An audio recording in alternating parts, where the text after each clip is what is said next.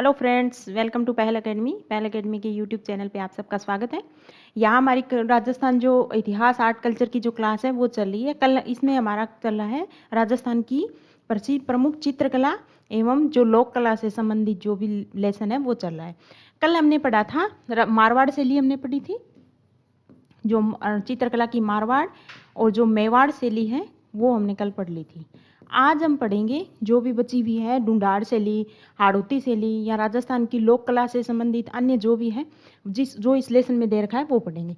चलो स्टार्ट करते हैं आज की क्लास। आज हमारी है हाड़ौती शैली। मैंने आपको बताया था राजस्थान में चित्रकला के 4 प्रमुख स्कूल हैं। एक है मारवाड़, एक है मेवाड़, एक हाड़ौती और एक आपकी है ढूंढाड़ स्कूल, ढूंढाड़ शैली। इनकी उपशैली जो भी है या मारवाड़ मेवाड़ की खुद की है वो पढ़ ली। आज हम पढ़ेंगे हाड़ौती और हाड़ौती से संबंधित जो उपशैली और ढूंढाड़ स्कूल और उससे संबंधित उपशैलियाँ। ठीक है। हाड़ौती चौहान वंशी हाड़ाओं का प्रभुत्व बूंदी, कोटा, झालावाड़ क्षेत्र में रहा है। तो सबको पता है हाड़ौती क्षेत्र है वो क्या कौन सा है? कोटा, बूंदी, बारां और झालावाड़,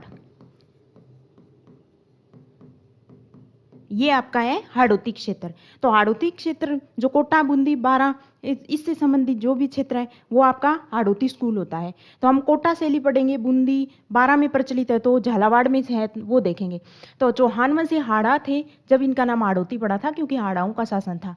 कोटा, बूंदी, झालावाड़ क्षेत्र में रहा, इसलिए हाड़ौती क्षेत्र कहलाया। बूंदी शैली, कोटा शैली, झालावाड़ शैली आदि को हाड़ौती शैली के अंतर्गत माना जाता है। तो आपकी उपशैलियाँ क्या हो गई हाड़ौती की? कोटा, बूंदी, बारां और झालावाड़।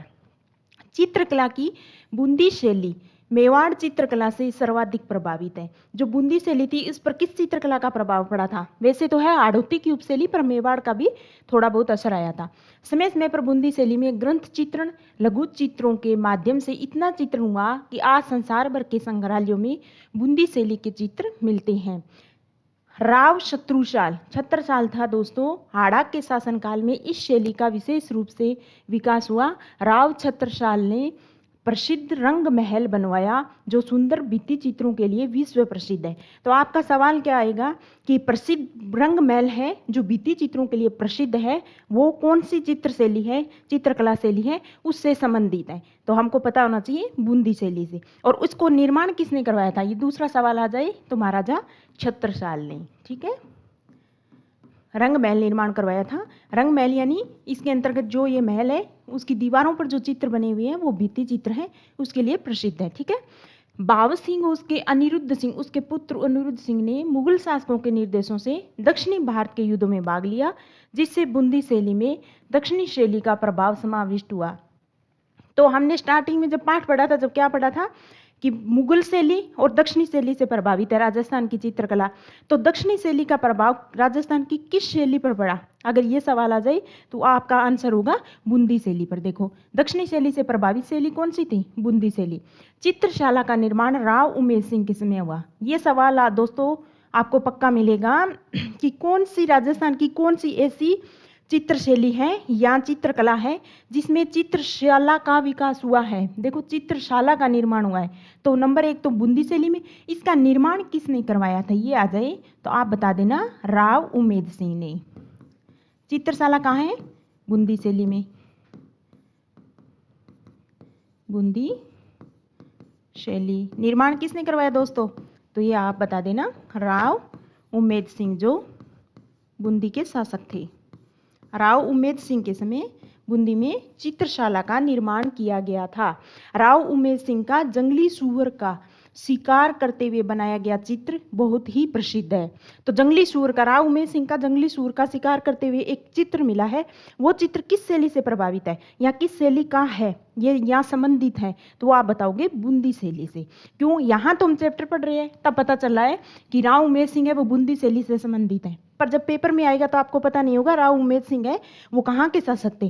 तो अगर हमको पता है कि राव उमेद सिंह है वो बूंदी के शासक थे, तो उनका शिकार करते हुए जो सूअर का, किसका स्पेसिफिक बता रखा है, दे रखा है चित्र में कि एक सूअर है उसका शिकार करते हुए चित्रित किया गया है, तो कौन से शासक थे? राव उमेद सिंह। और शैली कौन सी होगी? बूंदी शैली। ठीक है, क्लियर। राव उमेद सिंह के काल में बूंदी शैली में नवीन मोड़ आया। जिसमें भावनाओं की सरलता, प्रकृति की विविधता तो होगी, शिकार करते हुए इनका दृश्य है। पशु पक्षियों, सतरंगों बादलों, जलाशयों आदि की चित्रण की बहुलता है। देखो दोस्तों, याद रखना ये चीज कि निम्न में से राजस्थान की कौन सी ऐसी चित्रकला है जिसमें पशु पक्षियों का चित्रण सर्वाधिक किया गया है। वैसे तो प्राकृतिक दृश्यों का चित्रण ऑलमोस्ट हर शैली में आपको मिल जाएगा, पर पशु पक्षियों का चित्रण अगर सर्वाधिक किसी शैली में है तो वो राजस्थान की बूंदी शैली में है। क्या? पशु पक्षियों का चित्रण, सर्वाधिक पशु पक्षियों का चित्रण किस शैली में है? वो होगा आपका बूंदी शैली। और कल हमने हर एक शब्द देखा था, तो इसमें भी देखो दोस्तों, सतरंगे बादलों, जलाशयों आदि की चित्रण, तो सतरंगे बादलों का चित्रण कहाँ किया गया है? तो होगा आपका बूंदी शैली में। दो याद रखना, पशु पक्षियों का सर्वाधिक चित्रण बूंदी शैली में, सतरंगे बादलों का चित्रण किस शैली में किया गया है? तो वो बूंदी चित्रकला में किया गया। क्लियर? बूंदी शैली की आकृतियां लंबी, शरीर पतले, स्त्रियों का दर लाल, मुख गोलाकार, चिबुक पीछे की ओर झुकी छोटी होती है। इनको कोई नहीं पूछने वाला, क्योंकि स्त्री सौंदर्य का अगर चित्रण किसी शैली में किया गया है तो वो राजस्थान की एकमात्र शैली है किशनगढ़ शैली, जिसमें बनी ठनी का चित्रण है, जिसको भारत की, राजस्थान की मोनालिसा कहा जाता है। ठीक है? आकाश में उमड़ते हुए काले कजरारे मेघ, बिजली की कौंद, घनघोर वर्षा, नदी में उठती जल तरंगे, हरे भरे वृक्ष, उन पर चहकती चिड़ियाँ, नाचते मयूर, कलाबाजी दिखाते वानर, पहाड़ की तलहटी में विचरण करते वन्य जीवों का चित्रण बड़ा ही मनोहारी है। ये देखो, वन्य जीव का चित्रण किया गया। वैसे तो है सर्वाधिक पशु पक्षियों का चित्रण, वो तो याद रखना ही है, फिर भी ध्यान दे लेना कि नदी में उठती जल तरंगे। अब बोर्ड की किताब है, बाहर से तो हम गाइड से तो हजारों चीजें दे रखी होगी, हम नहीं पढ़ सकते उनको, पर बोर्ड में दे रखा है। देखो, नदी में उठती जल तरंगे है, कितना सुंदर चित्रण है, चित्र है वो। अब ये चित्रण राजस्थान की किस शैली में किया गया है? तो हमको पता होना चाहिए, बूंदी शैली में। ठीक है? चहकती चिड़िया, ये तो पशु पक्षी आ गए। नाचते मयूर, तो पशु आ गए, पक्षी आ गया ना अपना। कलाबाजी, वानर, पहाड़ की तलहटी में विचरण करते वन्य जीवों का चित्रण मनोहारी है। ठीक है? ये देखो, बूंदी शैली में पशु पक्षी चित्रण को विशेष महत्व दिया गया है। स्थापत्य का राजपूती वैभव, श्वेत, गुलाबी, लाल, हिंगलू, हरा आदि रंगों का प्रयोग बूंदी कलम की विशेषता रही है।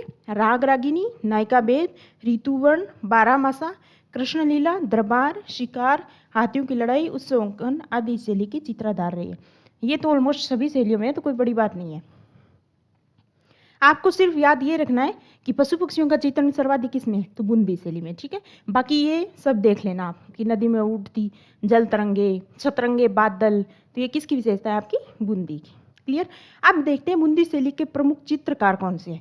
तो इस शैली के चित्रकारों में देखो, सुरजन दिख रहा है आपको? क्लियर? अहमद अली, रामलाल, श्री किशन और साधुराम, ये जो है ये बूंदी शैली के प्रसिद्ध चित्रकार है।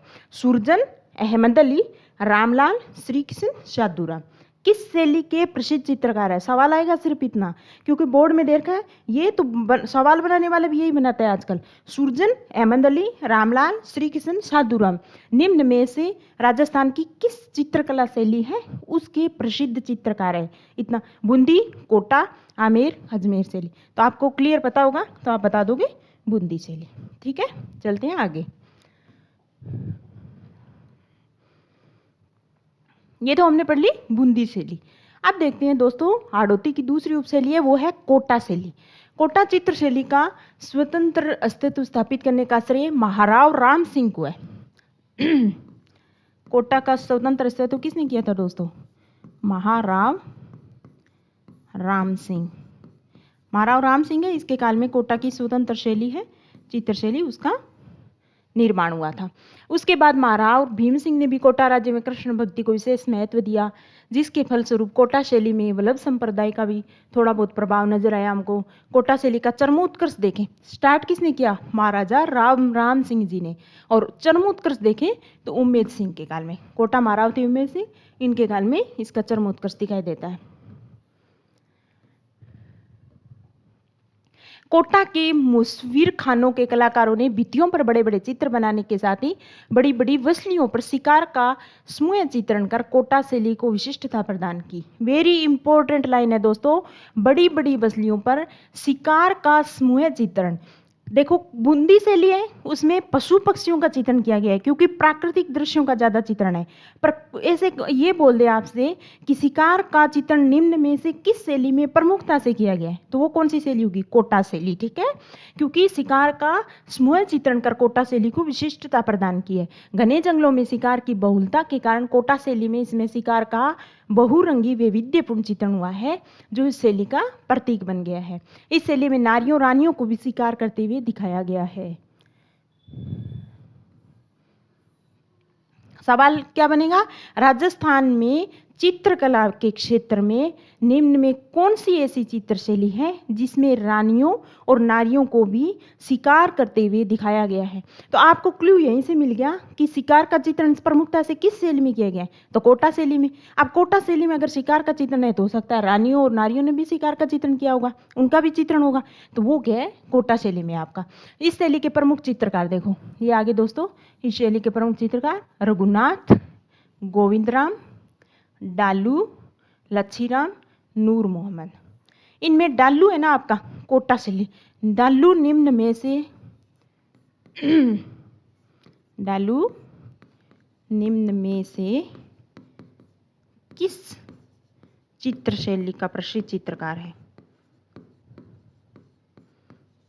का प्रसिद्ध चित्रकार है।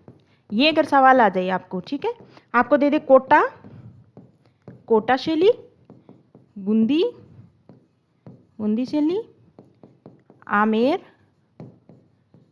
और चौथा दे दे आपको मेवाड़, तो आपको पता होना चाहिए कोटा शैली का, क्योंकि डालू जो चित्रकार थे कोटा शैली के, वो सबसे प्रसिद्ध चित्रकार थे। डालू डालू ने चित्र भी बनाए थे, आगे देखेंगे। स्त्री आकृतियों का कोटा शैली में इतने सुंदर चित्रण हुआ है। पीन अधर, सुदीर्घ नासिका, पतली कमर, कपोल खिले हुए, सुंदर अलकावली नारी आकृति को जीवंतता प्रदान करती है। ये आ सकता है पीन अधर है, ये किस शैली में चित्रित है? पुरुष आकृति में वृषभ कंधे, उन्नत भौहें, मांसल देह, मुख पर भरी भरी दाढ़ी, मूंछें, तलवार, कटार आदि हथियारों से युक्त वेशभूषा, मोती जड़ित आभूषण छवि को चार चांद लगाते हैं। कोटा शैली में हल्के हरे, पीले, नीले रंग का बहुतायत में प्रयोग है, मतलब सब रंगों का, पर हल्के रंग है इसमें, ठीक है।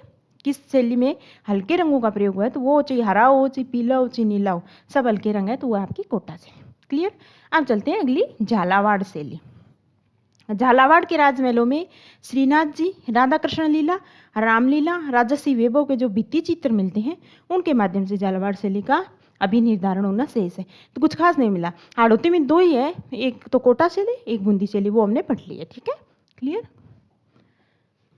अब अगली है दोस्तों, देखो ढूंढाड़ शैली। हमारा एक स्कूल बच गया ना ढूंढाड़ का, वो देखते हैं। हाड़ौती पढ़ लिया हमने, अब ढूंढाड़ पढ़ते हैं।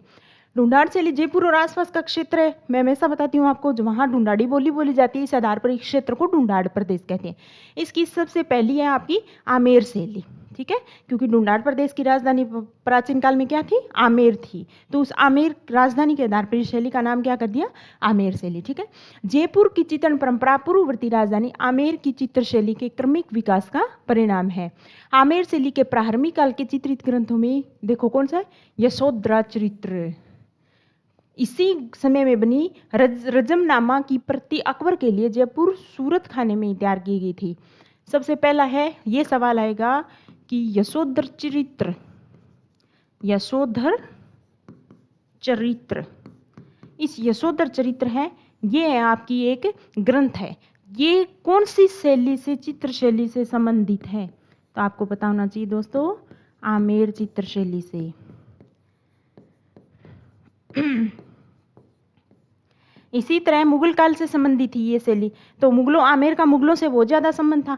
तो मुगल शैली का जो प्रभाव पड़ा आमेर पर, जब सूरत खाना था, सूरत खाना मतलब जहाँ वो एक तरीके की चित्रशाला थी जहाँ चित्र बनाए जाते थे। तो जब अकबर के काल में जो रामायण महाभारत, उनका हमजानामा, रजमानामा आदि नाम से जब चित्रण हुआ था, तो वो कहाँ हुआ था? वो यही आमेर में रहकर हुआ था। देखो, रजमनामा के प्रति अकबर के लिए जयपुर सूरत खाने में तैयार की गई थी, ठीक है। इसमें 169 बड़े आकार के चित्र है। जयपुर के चित्रकारों का भी उल्लेख मिलता है। बेराट के तथाकथित मुगल गार्डन और मोजमाबाद के भित्ति चित्र भी शैली में निर्मित है, जिन पर मुगल प्रभाव साफ दिखाई देता है। इस बात से सिर्फ ये पता चलता है हमको कि राजस्थान की वो चित्र शैली जिस पर मुगल का प्रभाव था, मुगलों का प्रभाव था, तो कौन सी थी वो? आपको आमेर शैली। क्लियर। आमेर चित्रशैली का दूसरा महत्वपूर्ण चरण मिर्जा राजा जय सिंह के काल में शुरू होता है। मिर्जा राजा जय सिंह ने रसिक प्रिया कृष्ण रुक्मिणी वेली नामक ग्रंथ अपनी रानी चंद्रावती के लिए सन 1639 में बनवाए थे। तो देखो, रसिक प्रिया कृष्ण रुक्मिणी वेली जो ये प्राचीन ग्रंथ है ना, इनका चित्रण किस शैली में हुआ है? तो इनका चित्रण हुआ है आपका आमेर शैली में। और किसने करवाए थे? मिर्जा राजा जय सिंह जी ने करवाए थे। और अपनी रानी किसकी के लिए करवाए थे? तो चंद्रावती के लिए। इसमें कृष्ण गोपियों का युगल स्वरूप लोक शैली में चित्रित है। आमेर में ही मिर्जा राजा जय सिंह जी ने गणेश पोल का निर्माण 1639 ईस्वी में करवाया, जो भित्ति चित्रों अलंकरणों से सुसज्जित है। तो गणेश पोल का निर्माण किसने करवाया था दोस्तों? मिर्जा राजा जय सिंह ने। गणेश पोल का निर्माण करके जो उसकी दीवार थी उसको सुंदर जो भित्ति चित्र थे, चाहे राधा कृष्ण ने या जो भी है, उसे चित्रित करवा दिया। और भित्ति चित्रों के लिए गणेश पोल पूरी तरह से प्रसिद्ध है। आपका हो गया आमेर शैली। अब दूसरा है दोस्तों जयपुर शैली, जो टुंडाड़ शैली है उसकी एक उपशैली है। महाराजा जय सिंह प्रथम का काल कला की उन्नति की दृष्टि से कई अर्थों में महत्वपूर्ण है। ये हमने पढ़ा था। स्वाई जय सिंह की सांस्कृतिक उपलब्धियां सब पढ़ ली थी पीछे प्लेलिस्ट में जो दे रखी है हमारी क्लासेज, उसमें आप देख लेना। उन्होंने अपने राजचिन्हों, कोषों, रोजमर्रा की वस्तुओं, कला का खजाना, साज सामान आदि को सुव्यवस्थित ढंग से संचालित करने हेतु 36 कारखानों की स्थापना की। कितने कारखानों की? 36 कारखानों की, जिसमें एक था प्रसिद्ध सूरत खाना। सूरत खाना बहुत प्रसिद्ध था दोस्तों, जिसमें यहाँ क्या करते थे? सूरत खाना क्या होता था? चित्रकार थे, उसको बोल दिया कि अब सांस्कृतिक उपलब्धियां क्या होगी, मतलब कला के क्षेत्र में बहुत ही अपना विशिष्ट योगदान दिया था। तो उसमें चित्रकला भी क्या होती है? कला का एक प्रकार है, एक फॉर्म होगी। तो उसमें क्या है, मिर्जा राजा जो ये स्वाई जैसे थे, मिर्जा राजा नहीं स्वाई जैसे थे, उन्होंने सूरत खाने का निर्माण करवाया था। सूरत का मतलब क्या होता है दोस्तों? शक्ल बनाना। शक्ल मतलब किसी भी चीज़ के, तो चित्र बनाना। तो यहाँ क्या है, चित्रकार आप बैठ के और अपने चित्रों का निर्माण किया करते थे। क्लियर? इसी समय में रसिक प्रिया, कवि प्रिया, गीत गोविंद, बारामासा जो हिंदी की प्रसिद्ध पुस्तकें हैं, नवरस, रागमाला आदि चित्रों का निर्माण हुआ।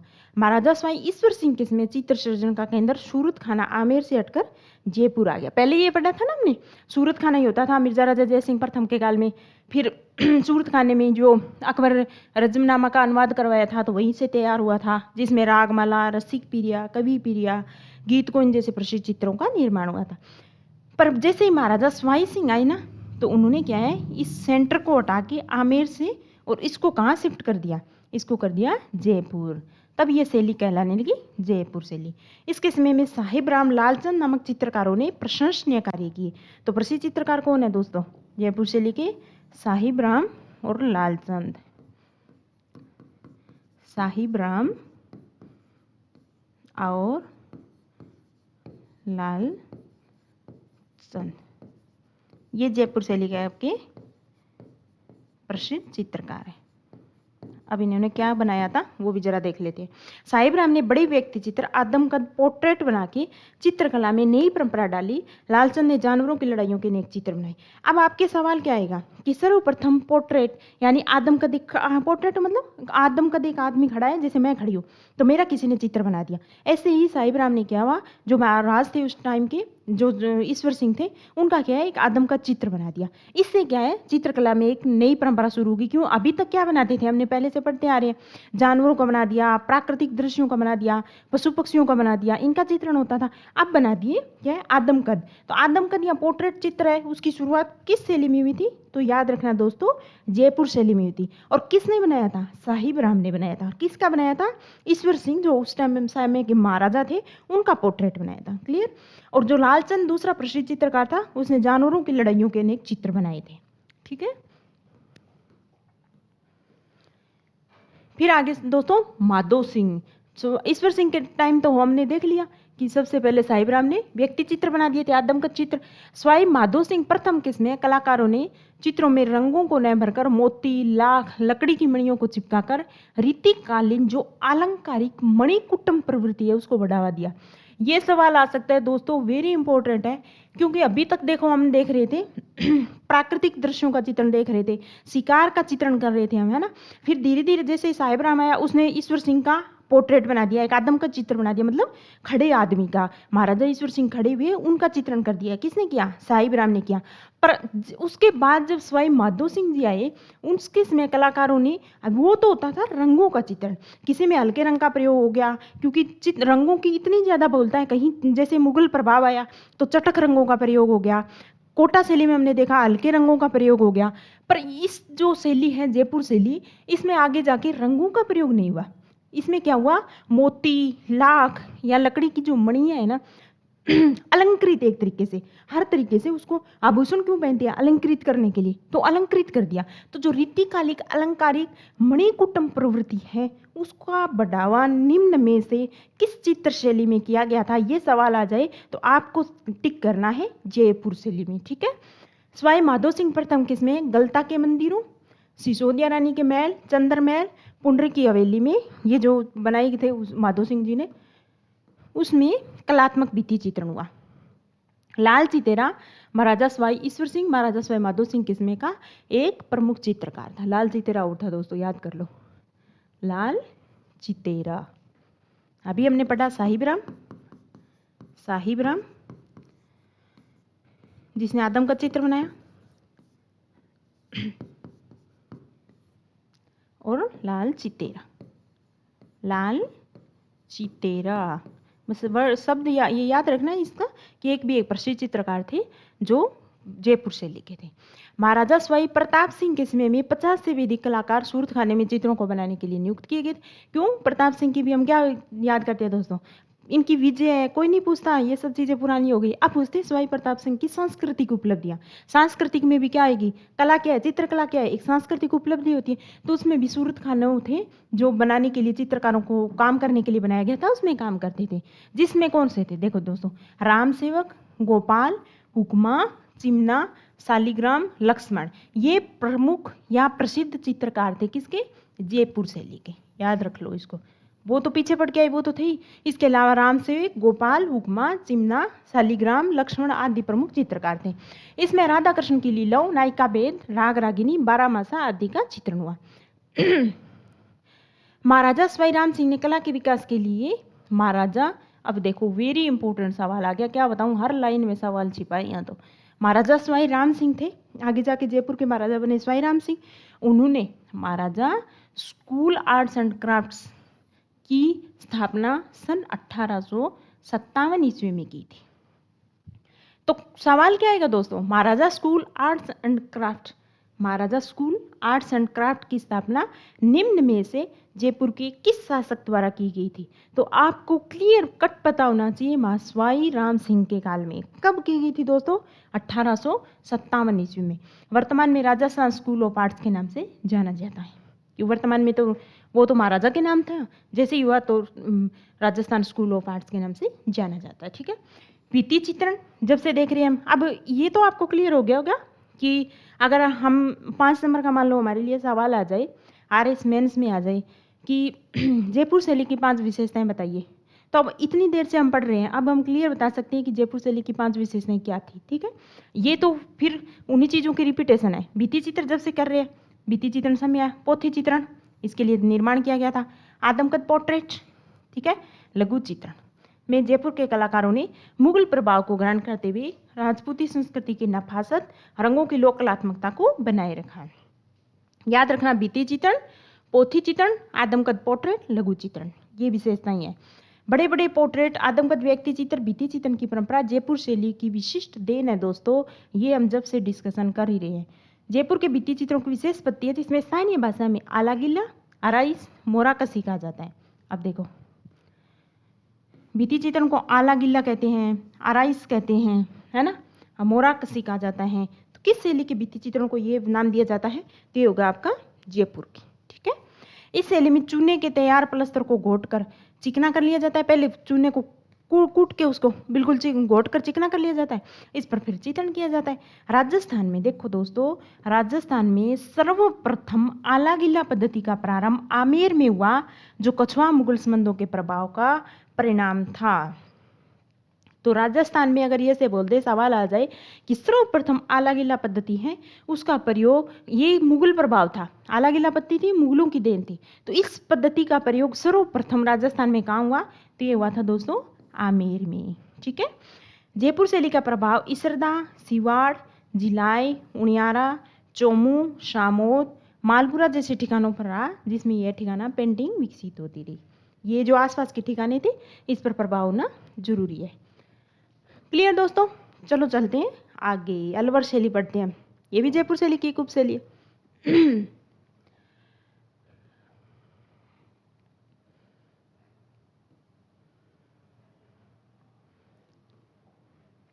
अलवर शैली क्या है दोस्तों, जयपुर के आसपास का क्षेत्र है उसमें तो होगी भाई। अलवर शैली 1775 में जयपुर से अलग होकर राव राजा प्रताप सिंह के समय में स्वतंत्र अस्तित्व में आई।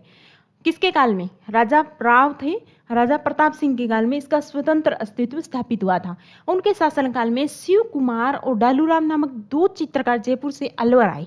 तो ये दो फेमस है, शिव कुमार और डालू राम। ठीक है, जयपुर से अलग आ गए और राजगढ़ के किले के शीश महल में अंकित भित्ति चित्र उन्हीं के समय बने हैं। ये भित्ति चित्र अलवर शैली के प्रारंभिक सर्वोत्कृष्ट चित्र हैं। फिर राजगढ़ के महलों में शीश महल का चित्रण कराकर बख्तावर सिंह ने यह चित्रकला की शुरुआत की। शुरुआत किसने की थी, बख्तावर सिंह ने। बलदेव, देखो फिर से ये चित्रकार आगे, ये तो बहुत फेमस है, अलवर वाले आरएस प्रीलिम्स में आए थे। ठीक है, बलदेव, डालूराम, सालगा, शालिग्राम, ये प्रसिद्ध चित्रकार थे। किस चित्रकला शैली है राजस्थान की, उससे प्रभावित है। ठीक है, यहाँ उसके प्रसिद्ध प्रभावित क्या, उसके प्रसिद्ध चित्रकार है, तो आपको पता होना चाहिए अलवर शैली के। बख्तावर सिंह के समय बने सैकड़ों चित्र, जिनमें नाथ, जोगी, फकीरों से जंगल में धर्म चर्चा करते हुए स्वयं महाराज का चित्रण कला की दृष्टि से उल्लेखनीय है। अब आया था अलवर का शासक विनय सिंह। वो तो भैया अलवर की चित्रकला का उत्कर्ष है। जो मुगल चित्रकला में अकबर का था, वो स्थान अलवर चित्रकला में विनय सिंह का है। विनय सिंह बलदेव से चित्रकारी सीखते थे। गुलिस्ता, सवाल ये आएगा, गुलिस्ता का सुलेखन एवं चित्रांकन उसके शासनकाल की एक अनोखी घटना है। तो गुलिस्ता का चित्रण निम्न में से किस चित्रकला शैली में किया गया था, यह सवाल आ जाए तो आपको क्या करना है, अलवर शैली में। नंबर 1 ये लगा देना। गुलिस्ता का चित्रण अलवर के किस महाराजा के शासनकाल में हुआ था, तो महाराजा विनय सिंह के काल में। सवाल आएंगे यहीं से, मुझसे आप लिखवा कर ले लो। अगर राजस्थान की जो पेंटिंग है, चित्रकला है, कोई भी एग्जाम हो उसमें से अगर इस चैप्टर से बाहर अगर आपका सवाल आ जाए तो आप बोल देना, सवाल आएंगे यहीं से। देखो दोस्तों, कुछ सवाल ऐसे भी होते हैं जो कहीं भी नहीं मिलते, किसी भी आपको बुक में, गाइड में नहीं मिलेंगे। ठीक है, वो सवाल होते हैं इस वजह से। पर अगर आपको इतना नॉलेज है तो ये नॉलेज आपके लिए इनफ है। क्यों, हर सवाल कभी नहीं आता। स्मार्ट स्टडी वही होती है जिसमें आप एलिमिनेट कर सको चीज़ों को। इतना कोई अपना दिमाग है, उसकी स्टोरेज की भी एक क्षमता होती है, हर चीज़ नहीं पढ़ सकते। अगर आप एक्स्ट्रा चीज़ मतलब चित्रकला में इस चैप्टर से अलग कुछ पढ़ भी लेंगे तो क्या याद थोड़ा ना रह जाएगा, याद वही रहता है जो ये चीज़ें दे रखी है। इससे आप क्या है, एलिमिनेट कर पाओगे चीज़ों को। ठीक है, तो गुलिस्ता का सुलेखन किसके काल में हुआ था दोस्तों, विनय सिंह के काल में। इस ग्रंथों को तैयार करने पर उसमें 1 लाख रुपए खर्च हुए, उस समय 1 लाख रुपए। इसके चित्रण कौन किसने किया, बलदेव गुलाम अली ने। ये सवाल आज आप पाठ पढ़ते ही इसको देखना, ये आया हुआ है बहुत बार। गुलिस्ता का चित्रण किसने किया था, बलदेव व गुलाम अली। और ये दोनों किसके प्रसिद्ध चित्रकार थे, ये थे आपके अलवर शैली के। और किसके शासनकाल में इसका चित्रण हुआ था दोस्तों, विनय सिंह के शासनकाल में। बस इनफ है, लिख लो इतना।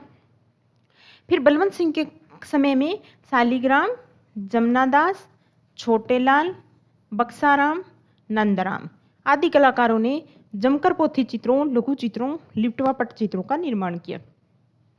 आपका ये सवाल ये है ना, ये शालिग्राम, जमनादास, छोटेलाल, बक्साराम, नंदलाल, ये राजस्थान की किस प्रसिद्ध चित्र शैली है, उसके प्रसिद्ध चित्रकार है। ये सवाल आया हुआ है आपका पिछली आरएस प्रीलिम्स में, जो 21 से नहीं, उससे पहले जो 18 में हुई थी उसमें आया हुआ है। तो ये प्रसिद्ध चित्रकार शालिग्राम, जमनादास, छोटेलाल, बक्साराम, नंदराम है आदि प्रसिद्ध चित्रकार है। राजस्थान की किस प्रसिद्ध चित्र शैली से संबंधित है, तो वो होगी आपकी अलवर से। आरपीएससी एक ही पैटर्न रखती है, पैटर्न चेंज नहीं करती। बस इसी ये उसमें ये पूछ लिए थे, बाकी कहीं और से दूसरी शैली के चित्रकार उठा लेगी। ठीक है। संविधान सिंह के शासनकाल में काम कला के आधार पर निर्मित सैकड़ों चित्र चित्रकला की दृष्टि से उत्कृष्ट है। नफीरी वादन का चित्रण, नफीरी वादन का चित्रण इस शैली का सुंदर उदाहरण है। किस शैली का? नफीरी वादन का चित्रण राजस्थान की किस चित्र शैली से संबंधित है? तो अलवर शैली से दोस्तों। महाराजा मंगल सिंह के शासनकाल में मूलचंद तथा उदयराम ने विशेषतः हाथी दांत के फलकों पर सूक्ष्म चित्रांकन किया था। तो हाथी दांत के फलकों पर सूक्ष्म चित्रांकन है वो किसने किया था? तो मूलचंद और उदयराम ने किया था। ठीक है दोस्तों। महाराजा जय सिंह के शासनकाल में राम गोपाल, राम प्रसाद, जगमोहन राम सहाय, नेपालिया जैसे कलाकारों ने अलवर शैली को अंतिम समय तक जीवित रखा। चलते हैं आगे। अलवर चित्र शैली में देखो दोस्तों, ईरानी, मुगल और राजस्थानी शैली, विशेषतः जयपुर शैली का आश्चर्यजनक संतुलित समन्वय देखा जा सकता है।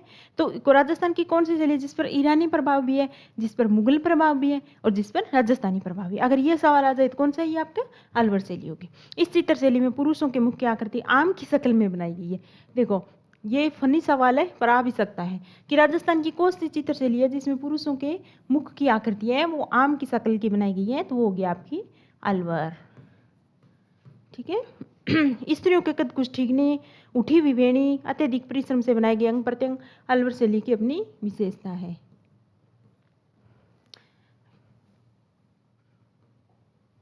ये सवाल आएगा दोस्तों कि वेश्याओं के चित्रण निम्न में से राजस्थान की किस शैली में बनाए गए हैं? वेश्याओं के चित्रण राजस्थान की किस शैली में चित्रित किए गए हैं? तो वो होगा आपका अलवर शैली में। अलवर शैली में देखो बोर्ड में क्लियर दे रखा है। सुंदर बेलबुंटों वाली वसलियों का निर्माण अलवर शैली की निजी विशेषता है। अब आगे अगला आपका उनियारा शैली। ये भी आपकी किससे प्रभाव, किसकी उपशैली है? ये आपकी है ढूंढाड़ की। नरूका ठिकाने के वंश ने इस शैली के विकास का मार्ग प्रशस्त किया। राव राजा सरदार सिंह ने दीमा, मीरबख्श, काशी, राम लखन, भीम आदि कलाकारों को आश्रय प्रदान किया। राम, सीता, लक्ष्मण, हनुमान मीरबख्श द्वारा चित्रित उनियारा शैली का उत्कृष्ट चित्रण है। राम, सीता, लक्ष्मण, हनुमान। ठीक है। तो किसका चित्रण किया था? किसने किया था इसका? मीरबख्श ने। और ये मीरबख्श है ये राजस्थान की किस चित्र शैली से संबंधित है? ये आ जाए तो आपको पता होना चाहिए उनियारा शैली से। ठीक है। उनियारा शैली पर बूंदी और जयपुर का समन्वित प्रभाव दिखाई देता है। ठीक है भाई। अब अगला है दोस्तों शेखावटी के भित्ति चित्र। शेखावटी की भित्ति चित्र इतना इंपॉर्टेंट है कि आरएस मेंस 2018 हुई थी ना, उसमें दे रखा था मेंस में कि शेखावटी की भित्ति चित्र है उनका वर्णन कीजिए। ये आपके जो ये चैप्टर है प्रीलिम्स प्लस मेंस दोनों के लिए समान रूप से इंपॉर्टेंट है। तो देखते हैं शेखावटी की भित्ति चित्र क्या है। अब देखो बोर्ड में कितने अच्छे से इसको मेंशन कर रखा है। अगर किसने अच्छे से पढ़ा है तो कुछ भी लिख दो शेखावटी की भित्ति चित्रों के बारे में।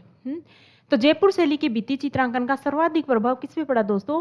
क्यों? जयपुर में हुई थी भित्ति चित्रांकनों की शुरुआत तो, पर शेखावटी में जाके चरमोत्कर्ष पर हो गया था उसका। ठीक है। शेखावटी पर 19वीं सदी के मध्य से लेके 20वीं सदी प्रारंभ तक शेखावटी के श्रेष्ठ जनों ने विशाल हवेलियों का निर्माण कर इस कला को प्रोत्साहन एवं प्रश्रय दिया।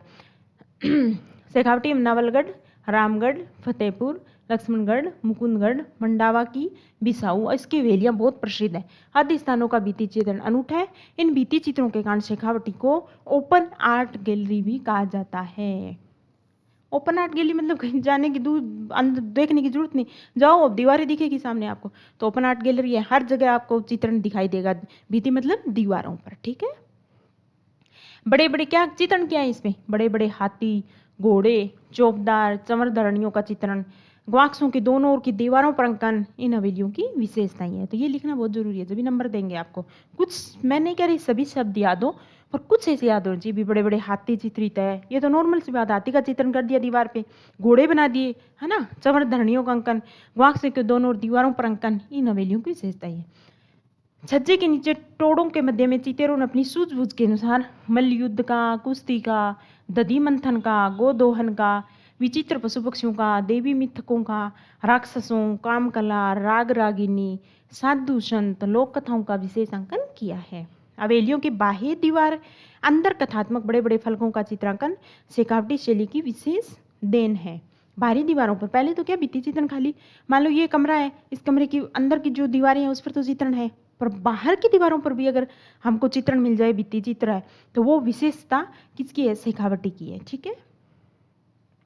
अब ये तो बता दिया क्या क्या है। अब इनमें क्या हुआ, शेखावटी भित्ति चित्र में रंग कौन सा है, कथई, नीले, गुलाबी रंग की ज़्यादा प्रधानता है, ठीक है।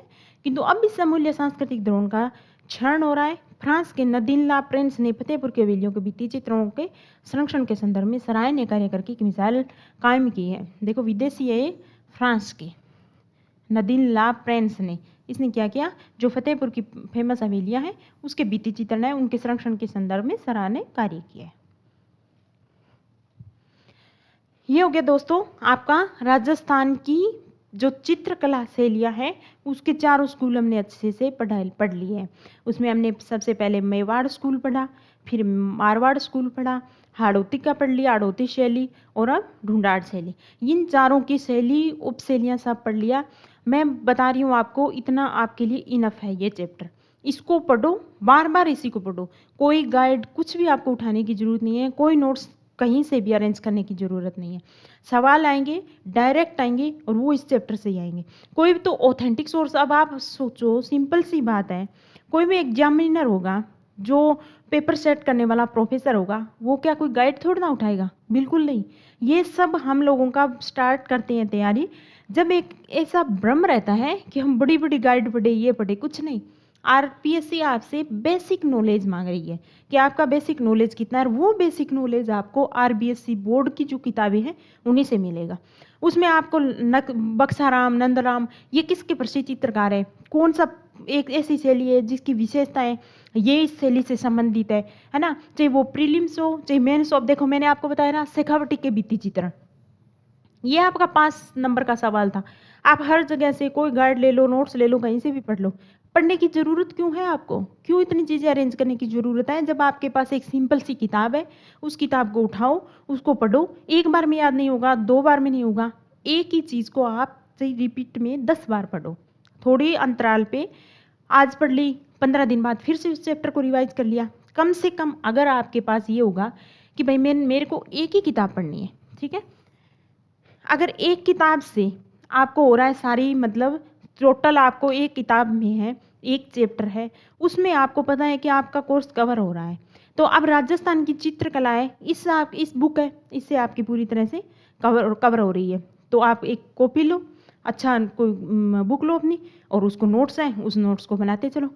इसको पढ़ने के बाद आप क्या करोगे, प्रीवियस ईयर के जो भी पेपर है उसको उठाओ, चाहे वो आरएस के लिए है, चाहे फर्स्ट ग्रेड का पेपर है, कोई भी है, तो उससे आपको पता चलेगा कि हाँ ये किताब मेरे लिए इनफ है। अगर आपको ये लगे कि कुछ एक्स्ट्रा भी चीज़ है, ठीक है, मैं ये नहीं कह रही गाइड मत पढ़ो, अगर आपकी हिम्मत है तो पढ़ो, पर मुझे कहीं भी ऐसे बेनिफिट नहीं लगा कि उसको पढ़ने से, कोई भी चीज़ आपको पढ़ने से फ़ायदा होने वाला है। जब आपके पास एक रामबाण है तो क्यों बार बार चीज़ें पढ़ो।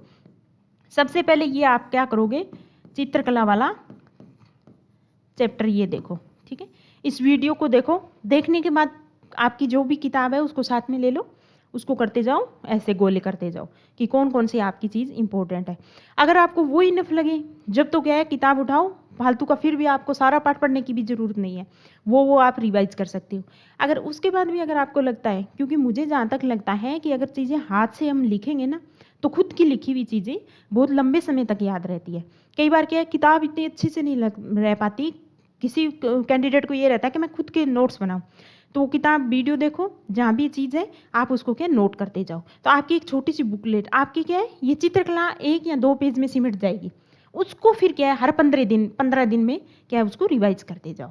तो बार बार अलग अलग किताबों से अलग अलग चीज़ें पढ़ोगे, इससे अच्छा क्या है कि इसके नोट्स बनाओ अपने सिंपल, और उनको बार बार पढ़ो। सेकंड काम क्या करोगे आप दोस्तों, चित्रकला वाला ये चैप्टर पढ़ लिया, इसके आपने नोट्स बना लिए, उसके बाद आप प्रीवियस ईयर के पेपर देखो। ये कोई आज का टॉपिक नहीं है।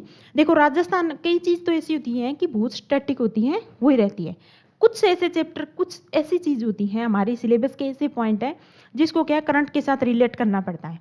तो ये चित्रकला वाला जो चैप्टर है ये तो ऐसा चैप्टर है कि इसको आप कितने साल, 10 साल या 20 साल के पेपर देखो पीछे, प्रीवियस ईयर के पेपर लेके आओ, उसमें आप ज़्यादा से ज़्यादा 5 या 6 साल के पेपर देखो।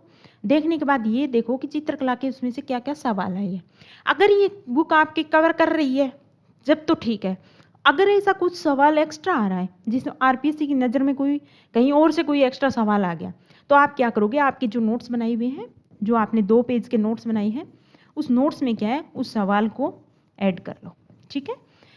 वो सफिशिएंट होगा। आरपीएससी या तो ऑथेंटिक सोर्स होते हैं, आरबीएससी की बुक है उसको फॉलो करती है, या फिर प्रीवियस ईयर के जो पेपर हैं वो बहुत ज़्यादा रिपीट होते हैं, सवाल रिपीट होते हैं। तो उन सवालों के थ्रू आपके अपनी जो चित्रकला वाला चैप्टर है वो आपका बिल्कुल कवर हो जाएगा, और कहीं से भी छूटने की आपकी बिल्कुल भी ऐसा कोई चांस ही नहीं रहेगा कि कोई भी सवाल आपका छूट रहा है।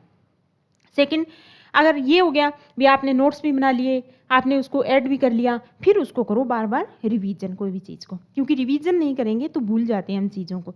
तो भूलने की सवाल, आपको 100 सवाल मान लो आपके पेपर में आ रही हैं, 100 क्वेश्चन आ रही है, उस 100 के में आपके 80 सवाल ऐसे होंगे जो देखे हुए होंगे। बस ये देखना है कि आप उस चीज़ों को एलिमिनेट कैसे कर पा रहे हैं। अब आपने अलवर चित्र शैली के चित्रकार मान लो याद कर लिए, बक्साराम, नंदराम, ये राम, वो राम, ठीक है। अब आपके पास वो ट्रिक होनी चाहिए कि 2 एक्स्ट्रा भी दे दिए, मानो कहीं और से उठा लिए और 2 इस बुक से उठा लिए, तो आपको अगर ये अच्छे से आपके दिमाग में डेटा स्टोर होंगे तो आप क्या है उनको अच्छे से एलिमिनेट कर पाएंगे। ये मेथड होता है आपके एमसीक्यू हल करने का, प्रीलिम्स क्लियर करने का, या कोई भी ऑब्जेक्टिव जो भी एग्जाम है उसको क्लियर करने का एक तरीका होता है। उस तरीके को सीखना, उसको पकड़ना आपके लिए बहुत ज़्यादा ज़रूरी है। अगर आप ये सोचोगे कि मैं चित्रकला यहाँ से भी पढ़ ली, मैं 10 और जो किताबें हैं, बुक्स है, उनसे भी ला के पढ़ ली, तो उससे कोई फ़ायदा नहीं होने वाला। पढ़ने का, अपने दिमाग में कचरा इकट्ठा करने का हमारा मकसद नहीं है। हमारा मकसद है कि एग्ज़ाम में जो सवाल आ रहा है उस सवाल को हम किस हद तक समेट पा रहे हैं कि नहीं पा रहे, उसको सोल्व कर पा रहे हैं नहीं कर पा रहे। अगर वो कर पा रहे हैं तो फिर चाहे छोटी चीज़ पढ़ो, पर बार बार पढ़ो, ऑथेंटिक चीज़ पढ़ो, ठीक है। तो ये मैं बोलूँगी चित्रकला वाला ये जो है, सेकेंड ग्रेड में है, फर्स्ट ग्रेड में है, क्योंकि राजस्थान के आर्ट कल्चर, हमारा राजस्थान का एग्जाम हो रहा है तो 40 सवाल आप मान के चलो, कोई भी एग्जाम है उसमें राजस्थान आर्ट कल्चर का आने ही आनी है, ठीक है। तो ये इनफ है। पहले इसको पढ़ो, इसको पढ़ने के बाद प्रीवियस ईयर की जो भी इसके नोट्स बनाओ, फिर आप प्रीवियस ईयर के पेपर निकालो, उसमें कोई अलग सवाल आ रहा है तो क्या है इसमें ऐड करते जाओ, लाइन जोड़ते जाओ, धीरे धीरे आपको पता ही नहीं चलेगा, आपकी आर्ट एंड कल्चर पूरी तरह से तैयार हो जाएगी। चलो दोस्तों, आज की क्लास में हमने पढ़ ली ये राजस्थान की चित्रकला। कल हम फिर पढ़ेंगे राजस्थान की लोक कला, नहीं तो आज की क्लास बहुत ज़्यादा लंबी हो जाएगी, ठीक है दोस्तों। Thank you so much. अगर आपको ये क्लासें पसंद आ रही है तो आप जो यूट्यूब चैनल है पहल अकेडमी का, उसको आप लाइक भी कर सकते हो, शेयर कर सकते हो, और चैनल है उसको सब्सक्राइब भी कर सकते हो। Thank you.